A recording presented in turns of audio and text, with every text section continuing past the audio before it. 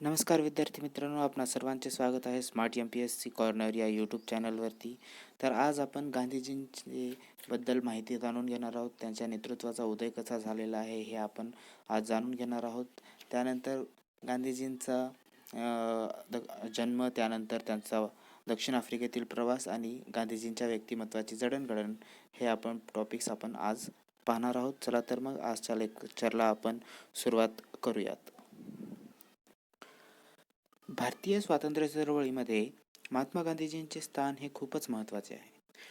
टिळक यांच्या मृत्यूनंतर म्हणजेच 1920 यांच्यानंतर स्वातंत्र्य चळवळीचे नेतृत्व संपूर्णपणे गांधीजींकडे गेले होते. भारतातील जे स्वातंत्र्य लढा झाला त्यामध्ये गांधीजी हे असे एकमेव व्यक्तिमत्व आहे ज्यांचे नाव हे फक्त भारतातच नाही तर जगातील सर्व देशातील जनतेपर्यंत जाऊन पोहोचलेले होते. त्यांच्या व्यक्तिमत्वाचे खूप सारे पैलू आपल्याला पाहायला मिळतात. जसं की ते स्वातंत्र्य योद्धे म्हणून म्हणले जातात. त्यानंतर ते समाजसुधारक देखील समजले जातात. त्यानंतर ते शिक्षण तज्ज्ञ देखील आपल्याला पाहायला मिळतील. त्यानंतर ते राजकीय विचारवंत होते. अस्पृश्यांचे उद्धारक म्हणून त्यांना आपण पाहू शकतो. त्यानंतर धर्मव्यक्ती म्हणून पाहू शकतो. त्यानंतर अर्थतज्ज्ञ वगैरे अशा भरपूर काही संज्ञा त्यांच्याबद्दल आपण लागू करू शकतो.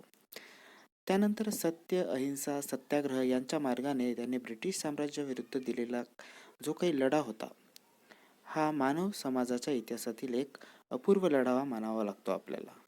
मग या लढ्यामध्ये त्यांनी दिलेले जे योगदान आहे त्या योगदानाबद्दल काही नेत्यांनी त्यांच्याबद्दल काही वक्तव्य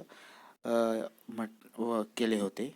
त्यामध्ये निर्मल कुमार बोस यांनी असे म्हटले होते की भारतीय राजकारणामध्ये गांधीजींचा जर अवतार झाला नसता तर सशस्त्र क्रांतीच्या मार्गाकडे तरुण नक्कीच वळाला असता. त्यानंतर गोपाळकृष्ण गोखले यांनी असे म्हटले होते की जी माणसे गांधीजींच्या सहवासात येतात त्यांनाच त्यांच्या व्यक्तिमत्वाची थोरवी आपल्याला कळू शकते. गोपाळकृष्ण गोखले यांनी महात्मा गांधीजी यांना स्वतःचे गुरु असे मानलेले होते. हे लक्षात ठेवण्याची गोष्ट आहे. आणि त्यांचं काय म्हणणं होतं की जी माणसे गांधीजींच्या सहवासात येतात त्यांनाच त्यांच्या व्यक्तिमत्वाची थोरवी समजून येत असते. त्यानंतर आचार्य विनोबा भावे, जे की वैयक्तिक सत्याग्रहामधले पहिले वैयक्तिक सत्याग्रह होते. त्यांनी काय म्हटलं होतं की भगवान बुद्ध यांच्यानंतर सत्य व अहिंसेचा एवढा मोठा पुजारी दुसरा झालेलाच नाही. त्यानंतर अल्बर्ट आइन्स्टाईनचं म्हणणं होतं की हाडा माणसांचा हा महामानव आमच्यामध्ये होता यावर पुढील पिढ्यांना विश्वासच बसणार नाही. अशा प्रकारे गांधीजींच्या बाबत भरपूर काही व्यक्तींनी, थोर व्यक्तिमत्वांनी विचार मांडलेले होते. त्यानंतर जवाहरलाल नेहरू यांचं मत असं होतं की गांधीजींनी भारताला निर्भय बनवले होते. गांधीजींनी भारताला काय बनवले होतं तर निर्भय बनवले होते असं जवाहरलाल नेहरू यांचं मत होतं. 2 ऑक्टोबर 1869 रोजी गांधीजींचा जन्म पोरबंदर या ठिकाणी झालेला होता. त्यानंतर गांधीजी यांचे आजोबा जे होते उत्तमचंद हे पोरबंदरचे दिवाण होते आणि त्यांचे वडील करमचंद हे राजकोटचे दिवाण होते. 1888 ते 1891 या कालखंडामध्ये गांधीजी हे इंग्लंडमध्ये वकिलीचं शिक्षण घेण्यासाठी गेले होते आणि 1891 मध्ये त्यांनी बॅरिस्टरची पदवी प्राप्त केली आणि ते मुंबई आणि राजकोट या ठिकाणी वकिलीचा व्यवसाय करू लागले होते. पण त्यांचा त्या काही वकिलीमध्ये जम बसत नव्हता. त्यानंतर 1893 मध्ये दक्षिण आफ्रिकेतील एका कंपनीच्या तेथील कोर्टात चालत असलेल्या एका खटल्यामध्ये एका वकिलाचे मदतनीस म्हणून ते आफ्रिकेला रवाना झालेले होते. तेथे त्यांच्या जीवनामध्ये फार मोठे परिवर्तन झाले आपल्याला पाहायला मिळते. दक्षिण आफ्रिकेमध्ये जे भारतीय लोक होते ते स्थायिक झालेले होते. त्यांच्याबाबत काळा आणि गोरा हा भेद केला जात असे. नाताळ आणि ट्रान्सफर सरकारने हिंदी लोकांना मतदानाचा हक्क दिलेला होता असं नव्हतं. म्हणजे त्यांनी भारतातील जे भारतीय लोक तिथं जाऊन स्थायिक झाले होते त्यांना मतदानाचा हक्क त्या ठिकाणी दिलेला नव्हता आणि त्यांच्यावर कोणत्याही प्रकारचे कर लावले जात होते. म्हणजे कर लावणे आणि मतदानाचा हक्क न देणे ह्या दोन गोष्टी आफ्रिकेमध्ये घडत होत्या. त्यानंतर गांधीजींनी दक्षिण आफ्रिकेतील वर्णद्वेषाविरुद्ध लढा पुकारला होता. तेथे निग्रो आणि भारतीय यांचा तिरस्कार केला जात असे. दक्षिण आफ्रिकेमध्ये दर्बन या ठिकाणी 1904 ते 1906 या काळामध्ये गांधीजी वास्तव्यास होते आणि त्या ठिकाणीच त्यांनी त्यांचा एक छापखाना सुरू केला होता. जर आयोगाने प्रश्न विचारला की गांधीजींनी दक्षिण आफ्रिकेमध्ये कोणत्या शहरामध्ये छापखाना सुरू केला होता, तर डर्बन या ठिकाणी छापखाना सुरू केला होता.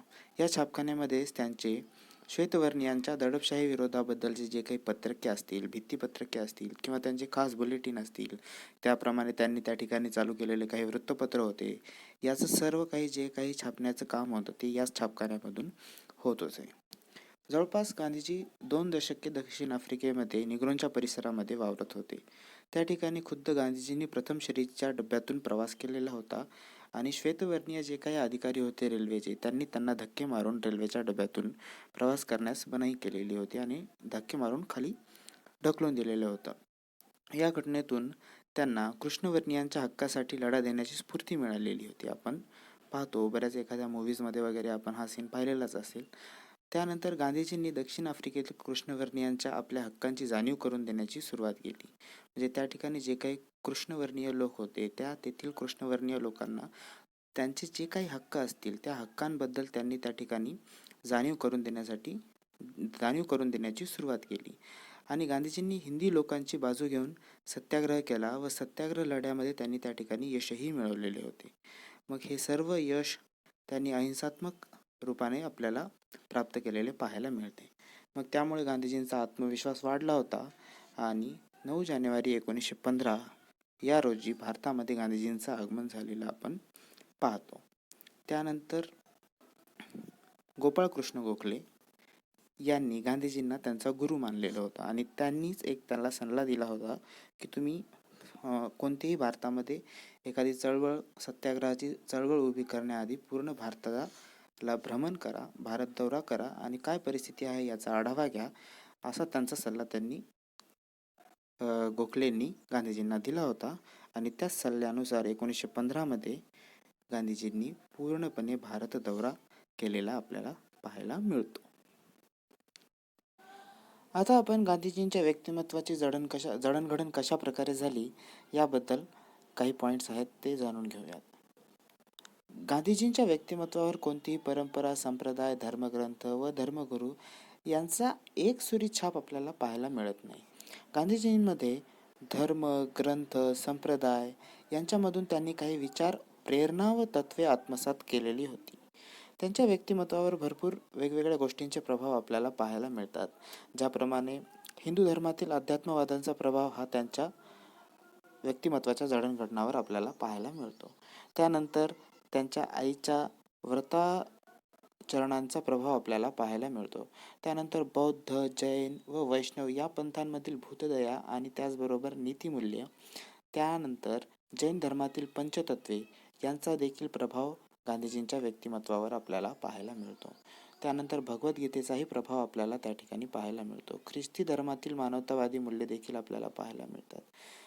त्यानंतर गांधीजींचे वडील आणि आजोबा हे दोघेही विशुद्ध चरित्र, सचोटी, स्वामिनिष्ठ व स्वाभिमान यासाठी प्रसिद्ध होते.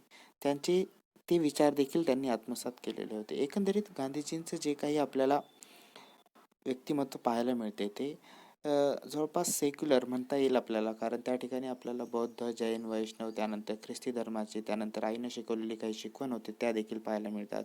त्यानंतर हिंदू धर्मातील अध्यात्मवादाचा सुद्धा प्रभाव होता. त्यानंतर भगवद्गीतेचा देखील प्रभाव होता. आजोबा वडिलांचा देखील विचारांचा त्यांच्यावर प्रभाव होता. त्यानंतर रस्किन यांचा अनटू द लास्ट या ग्रंथाचा देखील प्रभाव त्यांच्यावर आपल्याला पाहायला मिळतो. गांधीजी हे संसारी होते, पण ते नेहमी संन्यस्त वृत्तीनेच राहायचे. ते स्वतःला सनातनी हिंदू म्हणून घेत होते आणि त्यानंतर सामाजिक सुधारणांचा पुरस्कार देखील ते करत होते. सत्यनिष्ठा, परमसहिष्णुता, प्रामाणिकता, विनम्रपणा, आदर्शवाद, शिस्तप्रियता अशा भरपूर गुण त्यांच्या अंगी आपल्याला पाहायला मिळतात.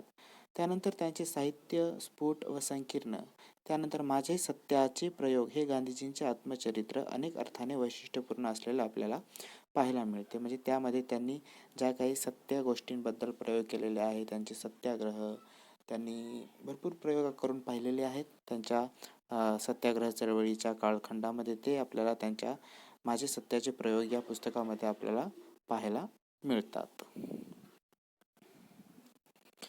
तर या मित्रांनो, या ठिकाणी आपण गांधीजींचे जे लोक चळवळी आहेत हे पुढचा टॉपिक जो आहे आपण ते पुढच्या लेक्चरमध्ये पाहणार आहोत.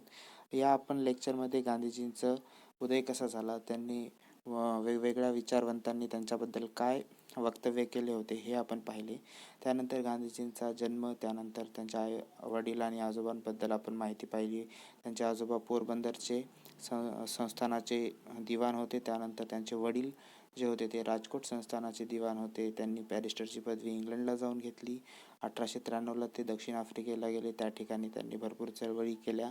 त्यानंतर त्यांनी 1904 ते 1906मध्ये दर्बन या ठिकाणी ते वास्तव्यास होते. त्या ठिकाणी त्यांनी छापखाना सुरू केला होता. 9 जानेवारी 1915 रोजी ते भारतामध्ये परत आले. त्यानंतर त्यांनी गोपाळकृष्ण गोखले यांच्या सल्ल्यानुसार भारत भ्रमण करून सर्व गोष्टींचा आढावा घेतला आणि त्यानंतर त्यांनी चळवळीला सुरू केलेली होती. तर आपण गांधीजींच्या ज्या लोकचळवळी आहेत त्याबाबत आपण पुढच्या लेक्चरमध्ये जाणून घेण्याचा प्रयत्न करूयात. तर चला, तर मग व्हिडिओ आवडला असेल तर नक्कीच शेअर करा, लाईक करा, कमेंट करा आणि पाहत रहा smart MPSC corner YouTube channel.